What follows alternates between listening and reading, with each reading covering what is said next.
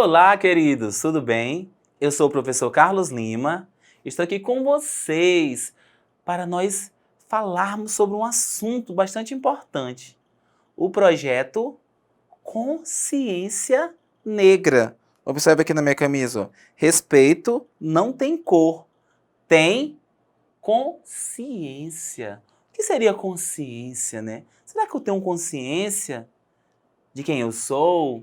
Será que tenho consciência do valor que eu tenho? Ou será que primeiro eu olho para a minha característica física? Será que primeiro eu olho para alguma coisa ali que eu possa colocar algo, né, negativo?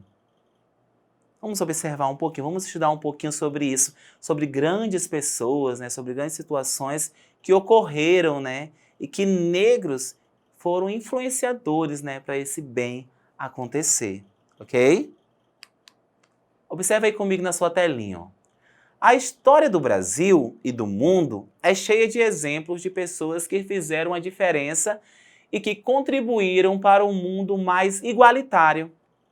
Elas deixaram sua marca na política, no ativismo, na música, no esporte, no cinema e na literatura. Em comemoração ao Dia da Consciência Negra, marcado em 20 de novembro, conheça agora algumas histórias inspiradoras de personalidades negras que deixaram a sua marca no mundo todo. Olha aqui para mim, ó. Negros fizeram a diferença em vários locais, como vocês viram, no ativismo, né?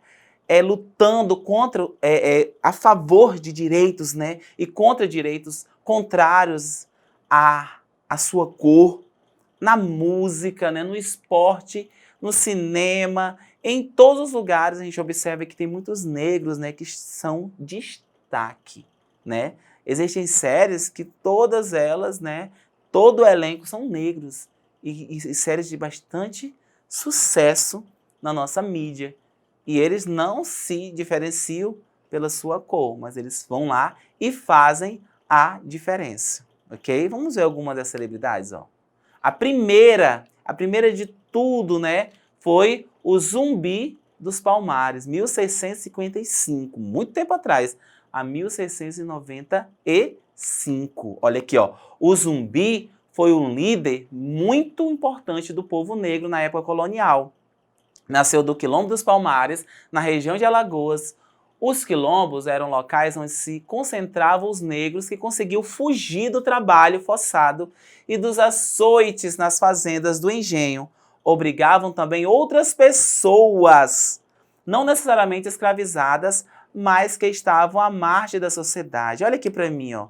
Ele fez o que? Ele fez a diferença, né? Ele começou essa revolta, né?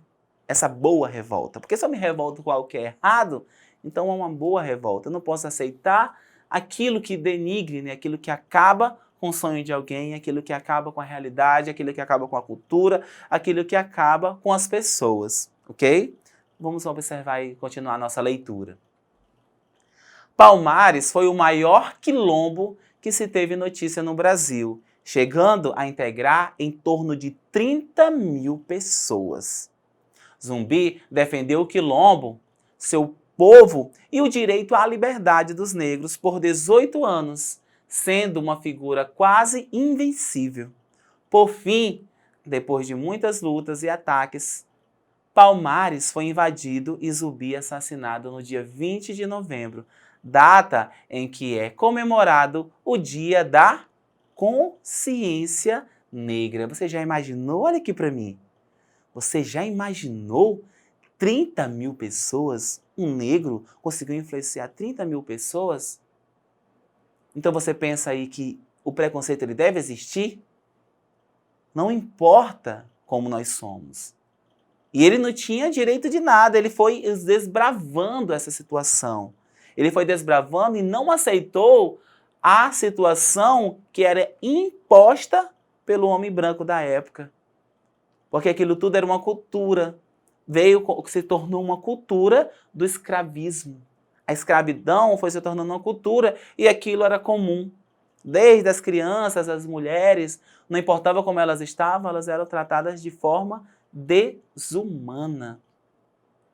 Então, por isso que ele morreu lá dia 20 de novembro, né? E tal, ele era como considerado uma criatura invencível, uma pessoa, né? Uma figura quase invencível. Por quê? Porque ele sabia como combater. Mas até que chegou esse dia que, infelizmente, aconteceu isso, né? Mas a influência dele continuou. E até hoje, os negros, né? Eles lutam e eles estão ali. Hoje, agradecem, né, a ele por ele ter começado isso tudo e não ter desanimado. E ter, de fato, desistido somente por força maior, né? Que foi a morte, o assassinato que aconteceu. Ok? Então ele foi o grande iniciador, né? Ele iniciou, assim, para todos saberem, né? Essa situação, né? Dessa luta.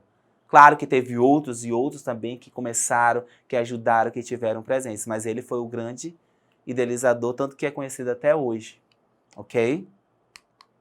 Ó, também tivemos o Nelson Mandela, 1918-2013. Nelson Mandela foi um dos mais conhecidos representantes do continente africano. Foi um líder político e foi presidente da África do Sul entre 1994 e 1999. Já pensou um negro, né? Ser presidente de uma nação, né? Ser presidente de um lugar, comandar a todos, em que outrora, né, eles não eram eles eram os comandados, né? Então ele teve toda essa influência, né, dentro lá da África. E o Martin Luther King, né, 1929-1968. Martin Luther King é considerado um dos mais importantes nomes da história, né, da luta pelos direitos civis da população negra dos Estados Unidos. Além de ser ativista no movimento negro, ele também foi pastor da Igreja Batista. Ele influenciava, olha aqui, ó, observa aí na imagem de vocês, ó, essa multidão. Então a multidão estava ali sendo influenciada por quem? Por um negro que fez a diferença. E que diferença ele fez, né? Que ele é conhecido até hoje. Nós temos aqui a Carolina de Jesus. Observa aí a imagem. Ó. 1914 a 1977. Quem era ela? Carolina de Jesus. Carolina de Jesus foi uma escritora brasileira que, a partir da paixão pela escrita, encontrou forças para vencer as dificuldades da pobreza e da discriminação racial. Moradora de uma favela de São Paulo, mãe solteira, empregada doméstica e catadora de papel. Ela conseguiu ultrapassar essas dificuldades para escrever sobre o preconceito racial e desigualdade social do país na década de 40. Apesar do pouco estudo, tinha uma habilidade diferenciada para descrever as dificuldades cotidianas que enfrentava. Vocês estão observando, crianças?